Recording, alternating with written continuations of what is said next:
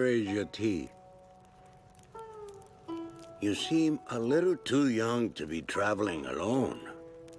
You seem a little too old. Perhaps I am. Hey guys, and welcome back to Bread and Brew. This week on the channel, we're taking a look at Avatar: The Last Airbender. You may be thinking that's odd for a bread baking and alcohol brewing channel, but... Anyway, today we'll be tackling Uncle Iroh's famous Jasmine tea. This tea needs no introduction, as any casual fan will have heard him swoon over it in almost every episode that he appears in. Before we continue though, I have a confession. As a kid, I had no idea there was any such thing as tea that wasn't in a Bigelow bag or a Lipton bottle. The first time I tried the mythical sweet tea from the southern United States, I was convinced that it was as good as tea could get. The research for this episode truly humbled me, however, as the world of tea is as vast and gaping as Azula's rage. Without further ado, let's get started. As a casual tea drinker, I didn't have 5 years to spare in pursuit of perfecting the Fire Nation tea ceremony, so today we're making tea according to Bread and Brew. Regardless of my subpar preparation, this turned out to be the best sip I've ever had the pleasure of enjoying. The first step, as always, is to grab all the items needed in the process. Timing is essential in this brew, so avoid chasing down needed items during the brew. All you need is a thermometer, trusty teapot, tea, and of course, some high-quality filtered water. The tea for today's brew will be organic Jasmine white hair silver needle tea, also known as Baihao Yinjin. This tea is grown in the northeastern Fujian province of China and is harvested in March and April. As with all white tea, the buds are very young. This particular tea's buds are harvested earliest, and before they open, they're considered the first flush of the harvest. A proper brew will be a pale yellow, and tiny fine white hairs can be seen floating at the top. This is where the name white hair is from. The jasmine fragrance comes from the night-blooming jasmine flower. When picked, these flowers release all of their fragrance, which the tea absorbs as it dries. I've never smelled anything like it, and I'm starting to get the obsession. Even for a novice, I couldn't believe at first sip that tea could have such complex flavors. Dare I say, it's nearly half as refreshing as twisted tea, which is just sacrilege, but fight me. Tea alone is fine, but goes better with company. Seeing as I don't have any friends, let's make some bread. I'm thinking some Fire Nation inspired baoji. We'll start with the dough. After a quick steam, they should resemble the fluffy clouds that hide Suki and Sokka's lovemaking from the moon. For that, we'll need self-rising flour, milk powder, salt, sugar, yeast, your choice of cooking oil, and filtered water.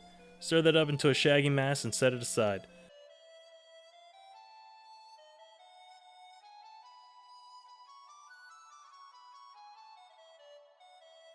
Now we'll put together our meat marinade.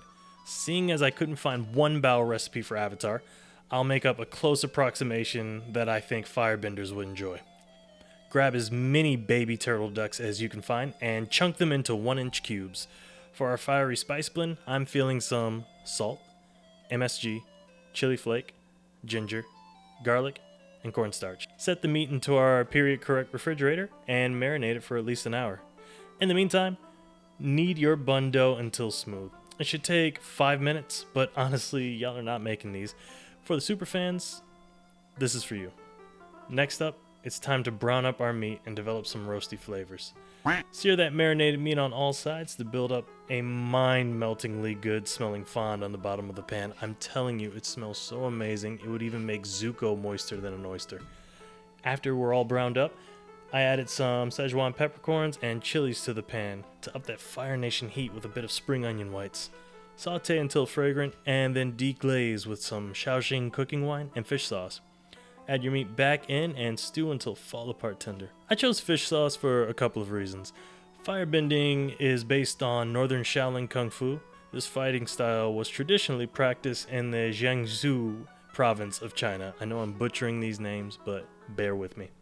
Seeing as this region is coastal, I think the fantasy world counterparts would have access to fish sauce. Not to mention, since after pillaging the world from the sea for 100 years like Satan's fire-breathing Vikings, the military would pick up some cuisine from other seafaring cultures they were currently genociding and bring them back home. My research also brought me to something called Yu Lu, or fish dew. This was the name for a Chinese variety of fish sauce consumed since the Han Dynasty. It was super expensive and consumed in small amounts due to the time and effort required to create it. I think that's perfect for the Fire Nation royal family, as they would have access to any and everything delicious. But that's a topic for another episode. I haven't eaten since I started this project, so it's time to plate. I've got to say, I'm pretty pleased with the outcome of this project. The buns are fluffy and delicious. The tea is floral and to die for. The shape and texture left a bit to be desired, but overall, I think this is a success. I'd love to revisit Baoji if I could find a reason to do so, so drop your favorite pop culture interpretation in the comments section. This video is a perfect example of how bread and brews don't always have to include alcohol. This is a testament to the delicious ways brewed beverages and fermented breads can nourish and bring cultures together in both fantasy and reality. Thank you so much for watching, and let me know what you'd like to see next time on Bread and Brew.